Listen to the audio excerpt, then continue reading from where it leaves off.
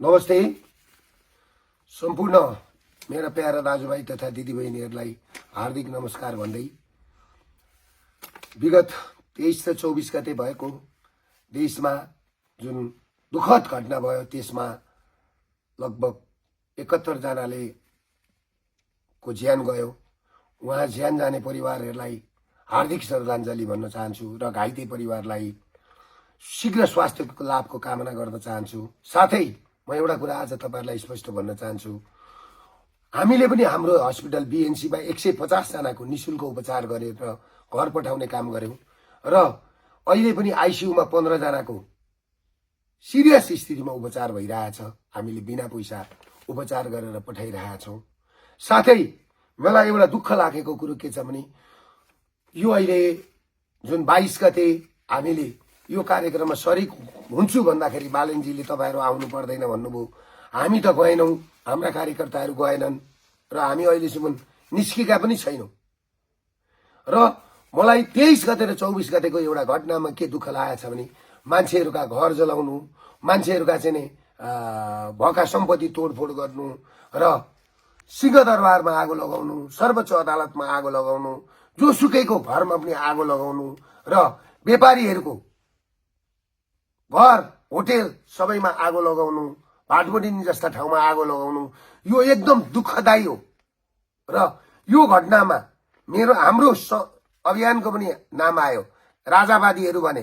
हामी राजावादी होइनौं भनेर हामीले अस्ति क्लियर गरेका छौं। हामी राष्ट्रवादी हौं र हाम्रा अभियन्ता साथीहरु या म चाहिँ यो कार्यक्रममा संलग्न छैन पनि। मेरो व्यक्तिगत रूपले भन्ने पनि मलाई किनभने बालेनजीले नआउनु भनेर चाहिँ स्टाटसै लेख्नु भएको थियो र यो कार्यक्रमको जिम्मा जसले गराएको हो त्यसले लिनुपर्छ।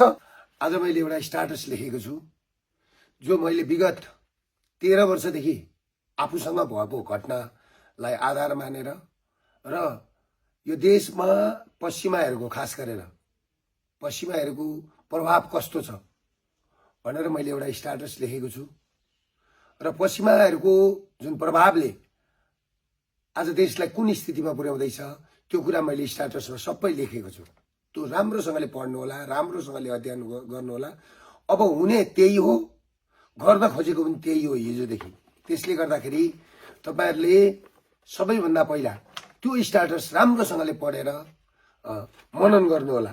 म खास गरेर बुद्धिजीवीहरुलाई त्यो भनेर त्यो स्टाटस पढ्न भन्छु र म आफू पनि पढेर सुनाउन चाहन्छु।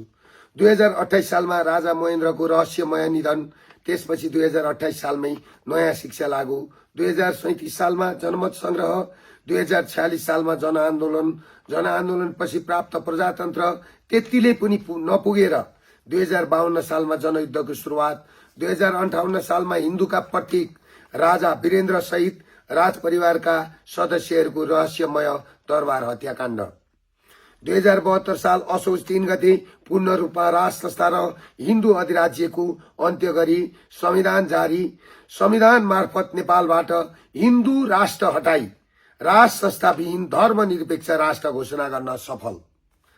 त्यसै गरी 2079 सालमा डाक्टर गोविन्द केसी जस्ता पात्रलाई प्रयोग गर्दै केही वकिलहरू, केही मानव अधिकारवादी साथै केही समाजमा नाम चलेका विज्ञहरू भन्ने, आफूलाई विज्ञहरू भन्ने, राजनीतिक विश्लेषकहरू भन्नेहरूका साथै सर्वोच्च अदालतका केही पूर्व प्रधान न्यायाधीशहरूलाई समेत प्रयोग गर्दै सर्वोच्च अदालतदेखि देशका संवैधानिक निकायहरू कब्जा गर्ने, सामाजिक सञ्जाल आफ्नो नियन्त्रणमा लिई चरम दुरुपयोग गरी उज्जवल थापाको नेतृत्वमा विवेकशील साझा पार्टीको उदय गराइयो। युवा पुस्तालाई विदेश पलायनमा बाध्य बनाउने, मेडिकल शिक्षा र +2 माथिको शिक्षा प्रणाली पुरै ध्वस्त पार्ने, देशलाई नागरिक विहीन बनाउने खालको षड्यन्त्र तीव्र गतिमा अघि बढाइयो। त्यस्तै क्रममा विवेकशील साझा पार्टीको प्रयोग गरियो।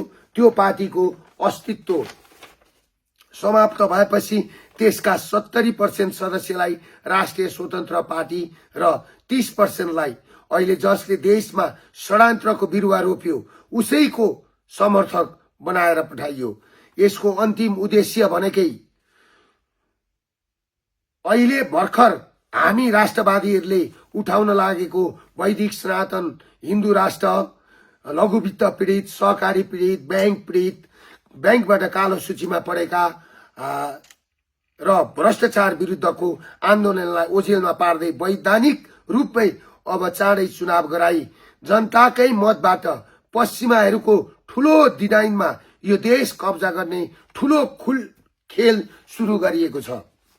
यसरी नेपालबाट वैदिक सनातन धर्म र राज संस्थाको स्थायी अन्त्य गर्नु र ग्रेटर नेपालको भ्रम छरेर नागरिकहरूलाई दिग्भ्रमित बनाउनु, नेपाली भूभाग प्रयोग गरेर तिब्बतलाई चीनबाट अलग गर्नु, भारतलाई वरिपरिबाट घेरा हालेर अस्थिर राजनीतिमा लानु, भारतलाई विभाजन गर्नु र अनन्त नेपाललाई पश्चिमाहरूको इशारामा भू राजनीतिक खेलमा प्रवेश गराउनु र यो देशलाई युक्रेन बनाउनु हो।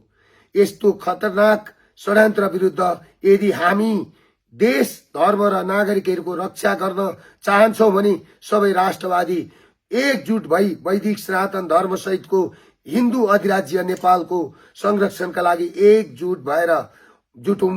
साथै अब राजाले पनि राष्ट्रको रक्षार्थ राष्ट्रको पक्षमा डरो भएर खुट्टा टेक्नु अपरिहार्य रहेको छ भन्दै म के भन्न चाहन्छु भने विगत 55 वर्षदेखि पश्चिमाहरूले खेल खेल्दै खेल्दै खेल्दै खेल्दै तपाईहरुले के बुझ्नुस् भने दक्षिण भारत, उत्तर चाइना दुवैको बीचमा अब चाँडै चाँडै चाँडै पश्चिमाहरूबाट सेनाहरू आउँदैछन्।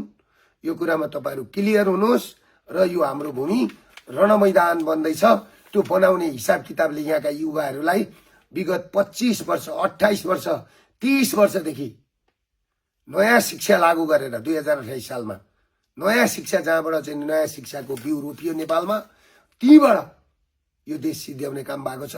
त्यसले गर्दा सम्पूर्णलाई बुझ्न म आह्वान गर्दै साथ दिनु हुनको लागि, राष्ट्र जोगाउने अभियानमा साथ दिनको लागि अनुरोध गर्दछु। नमस्ते।